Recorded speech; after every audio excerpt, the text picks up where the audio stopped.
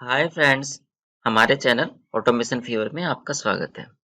आज के इस वीडियो लेक्चर में हम ड्रॉप डाउन लिस्ट के बारे में बात करेंगे, जिसमें हम किसी रेंज से ड्रॉप डाउन लिस्ट बनाना सीखेंगे, हार्ड कोड करके एक लिस्ट बनाना सीखेंगे, किसी नेम रेंज से लिस्ट कैसे क्रिएट कर सकते हैं वो सीखेंगे और सबसे लास्ट में एक लिस्ट को हम डिलीट कैसे कर सकते हैं वीबीए कोड का यूज करके वो सीखने वाले। तो चलिए स्टार्ट करते हैं।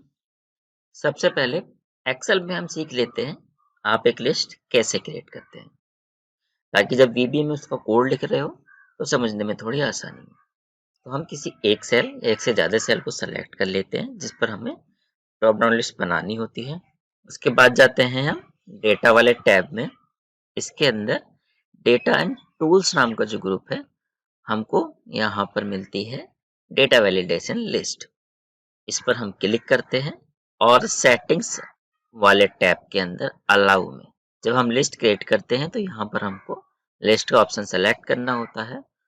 उसके बाद हम जाते हैं सोर्स वाले जो ये इनपुट बॉक्स या टेक्स्ट बॉक्स है, इसमें यहाँ पर या तो हम हार्ड कोड करके कोमा सेपरेटेड वैल्यूज के साथ अपनी लिस्ट दे सकते हैं, जैसे इस तरह राज, कमल, नईम, या फिर हम किसी रेंज से वैल्यूज को सेलेक्ट कर सकते हैं जो हमको लिस्ट में शो करनी हो। अब अगर मैं ओके पे क्लिक करूं तो हमारी एक लिस्ट बन के तैयार है, जिसमें हमारी E2 से लगा के E6 तक की जितनी भी हमारी वैल्यूज थी वो सारी शो हो रही है। आई होप एक्सेल में लिस्ट बनाना सबको पहले से आता होगा, इसलिए हम डायरेक्ट वीबी में चलते हैं और वीबीए से एक लिस्ट बनाना सीखते हैं। सो हम Alt F11 की प्रेस करके चलेंगे वीबी एडिटर में। और यहाँ पर जब हम एक लिस्ट क्रिएट कर रहे होते हैं तो सबसे पहले हम क्या देते हैं, वो सीट इस पर हमें लिस्ट बनानी है, उसके बाद वो रेंज इस पर लिस्ट बनानी है। तो मान लीजिए हमारी जो सीट 1 नाम की ये सीट है, इसके J1 सेल में हम एक लिस्ट बनाना चाहते हैं। तो हम कैसे लिखेंगे, सीट 1 का डोमेन नेम है सीट 1, हम देंगे सीट 1 डॉट रेंज J1। हमको क्या करना है, एक लिस्ट बनानी है, वो है हमारी वैलिडेशन के अंदर आती है। तो हम देंगे डॉट वैलिडेशन और हमें क्या करनी है, वैलिडेशन ऐड करनी है। तो उसके लिए हम करते हैं ऐड फंक्शन का यूज। उसके बाद हमारा आता है टाइप नाम का जो पैरामीटर है, इसमें हमें जो वैल्यू चुननी है वो है एक्सेल वैलिडेट लिस्ट।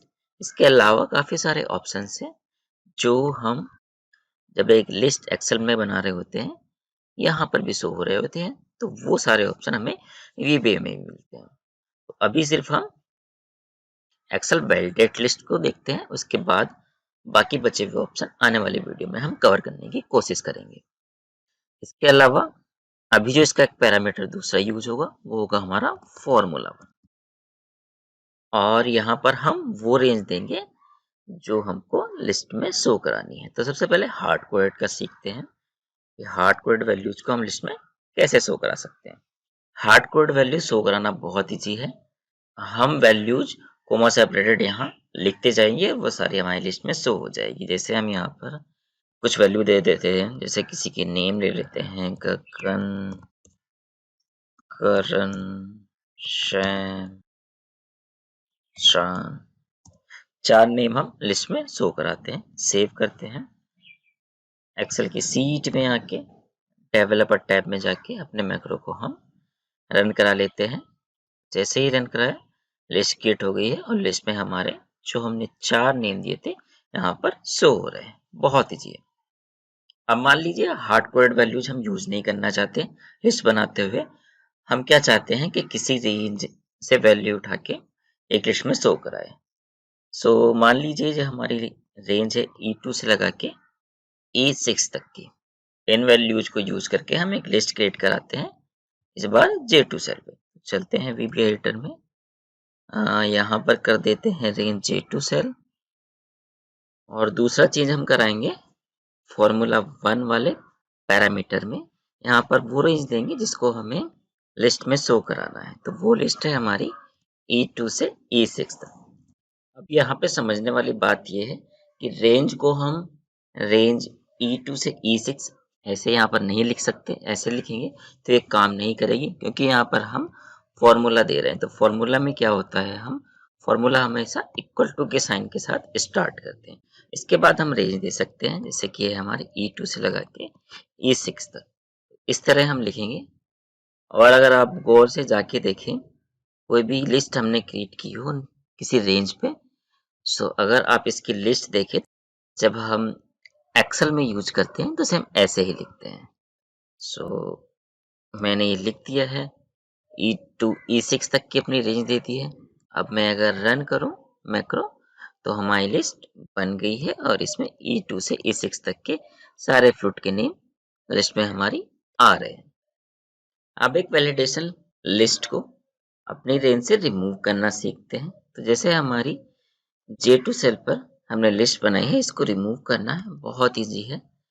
सो हम देंगे वो सीट जिस पे हमारी रेंज है, उसके बाद देंगे रेंज, J2 सेल पे रेंज है, उसके बाद वैलिडेशन। और वैलिडेशन को क्या करना है, हमको रिमूव, तो उसके लिए हम करेंगे डिलीट मेथड का यूज। F5 प्रेस करके मैक्रो रन करें और अब जाके आप देखो तो J2 सेल से हमारी डेटा वैलिडेशन लिस्ट या ड्रॉप डाउन लिस्ट रिमूव हो गई है। अभी जो हमने रेंज लिखी है वो E2 कॉलन E6 लिखी है, ये एक्सेल स्टाइल में रेंज हमारी बनी हुई है। हम VBA में ऐसे रेंज नहीं लिखते हैं, हम लिखते हैं रेंज ऑब्जेक्ट के साथ। सो उस तरह भी हम लिखना सीख लेते हैं। सो इसको करते हैं यहाँ से डिलीट। इक्वल टू का साइन हमें जरूर देना है, क्योंकि हमें फॉर्मूला लगाना है। इसके बाद लगाएंगे एम्परसेंड कंकैटिनेट करने के लिए। उसके बाद देंगे रेंज, किस सीट में है, सीट 1 में है। रेंज कौन सी है, E2 से लगा के E6 तक। उसके बाद देंगे हम एड्रेस। सो अगर मैं एड्रेस लिखने के बाद इतना कॉपी करूं और कंट्रोल G प्रेस करके इमीडिएट विंडो ओपन करूं और क्वेश्चन मार्क के आगे ये पेस्ट करके एंटर की प्रेस करूं, तो ये हमारी क्या रेंज बना दे रहा है, E2 से E6 तक।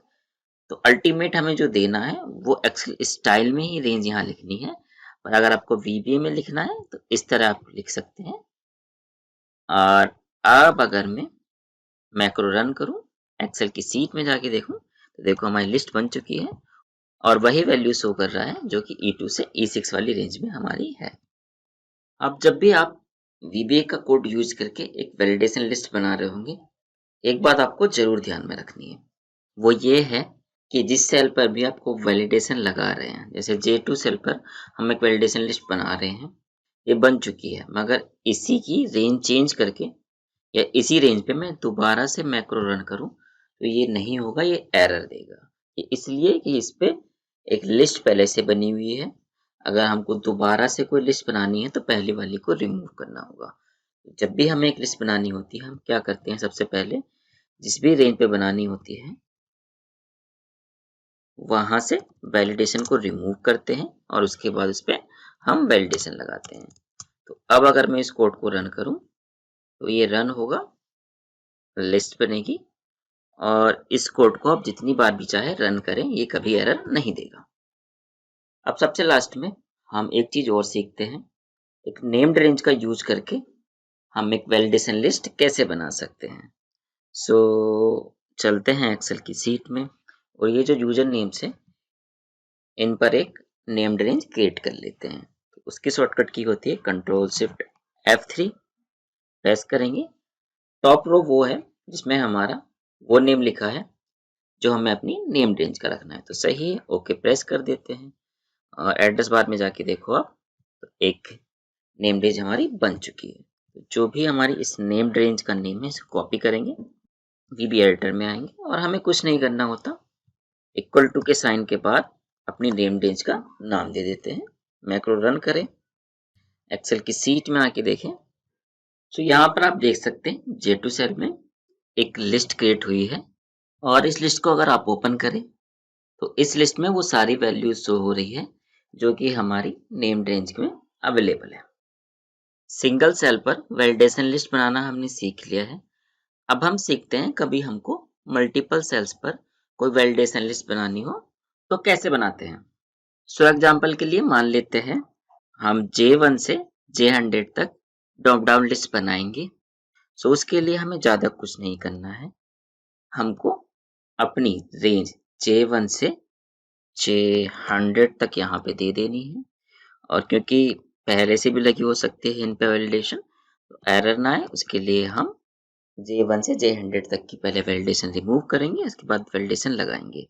नेम्ड रेंज का यूज करके वैलिडेशन इन पे बनाते हैं हम। सो रन करके एक्सेल की सीट में आके देखें।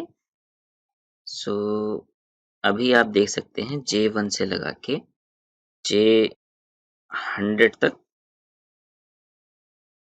हमारी ड्रॉप डाउन लिस्ट क्रिएट हो गई है। अब अगर आपको J1 से लगा के J100 तक के सेल की वैलिडेशन रिमूव करनी है, तो वो भी बहुत सिंपल है। जो रेंज है वो देंगे जिससे वैलिडेशन हमें हटानी है या रिमूव करनी है। J1 से J100 dot validation dot delete method लिखेंगे, रन करेंगे। एक्सेल की सीट में आके देखें तो आप देख सकते हैं J1 से J100 तक के सेल की वैलिडेशन रिमूव हो गई है। ये एक वैल्यू इसलिए यहाँ पर रह गई है क्योंकि वैलिडेशन लगाने के बाद मैन्युअली इसको हमने सेलेक्ट कर लिया था। अब यहाँ पर एक बात और आती है, वैलिडेशन जिन सेल से हम रिमूव कर रहे हैं उन सेल से जो भी वैल्यू यूजर ने सेलेक्ट कर ली है उसको भी रिमूव करना है, तो वो कैसे करेंगे चलिए उसकी सीख लेते हैं। सो पहले हम ये अपना जो पहला वाला मैक्रो है इसको रन करें, जिससे कि J1 से J100 तक के सेल पर वैलिडेशन लिस्ट बन जाएगी। और कुछ सेल में हम क्या करते हैं, कुछ वैल्यूज सेलेक्ट कर लेते हैं। अब हमको क्या करना है, अब वैलिडेशन डॉट डिलीट मेथड का यूज नहीं करेंगे हम रेंज लेंगे जिससे हमें वैलिडेशन और उनकी वैल्यूज को रिमूव करना है जो कि सेल में सिलेक्टेड है। और उसके बाद हमारा एक मेथड होता है क्लियर, इसका यूज करेंगे। मैक्रो को रन करें और अब एक्सेल की सीट में जाके देखें तो आप यहाँ पर देख सकते हैं वैलिडेशन तो रिमूव हुई, साथ में जो जो वैल्यू हमने लिस्ट से सेलेक्ट की थी वो भी रिमूव हो गई है। दोस्तों आज के लिए इतना ही। हमारी ये वीडियो आपको कैसी लगी कमेंट में बताइएगा। हमारी इस वीडियो को लाइक कीजिए, चैनल को सब्सक्राइब कीजिए। आने वाले वीडियो लेक्चर में हम डेटा वैलिडेशन के कुछ और एग्जाम्पल देखेंगे। मिलते हैं नेक्स्ट वीडियो में। बाय।